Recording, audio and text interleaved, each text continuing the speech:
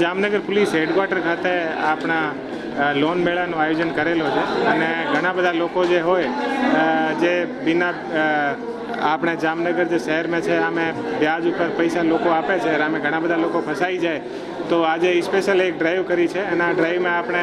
જે પણ લોકો એવી રીતે કોઈ પઠાની ઉઘરાણી કરે છે આ પર ફરિયાદ છે તો ફરિયાદ માટે પણ અમે લોકો સ્પેશિયલ અહીંયા ટેબલ મૂકી છે. કોઈ પણ લોન એપ્લિકેશન માટે પણ કોઈ રીતે ફસાયેલો છે તો આને માટે પણ અમે કાર્યવાહી કરી રહ્યા છે અને જે લોકોને લોનની જરૂરિયાત છે તો બધા બેંક સાથે મળીને અને અમે અહીંયા પ્રોગ્રામનું આયોજન કર્યો છે અને આજે ટોટલ 7 ચેક આપ્યા છે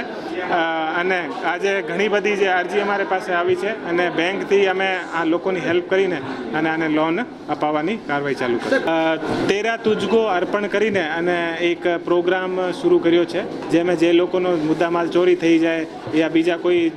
રીતે અમારા પોલીસ સ્ટેશનમાં હોય તો આસાનીથી આ લોકોને મુદ્દામાલ પરત મળી શકે તો કોર્ટમાં હેલ્પ કરી અને આ લોકોનો મુદ્દામાલ પરત આપીએ. આ રીતે આજે એક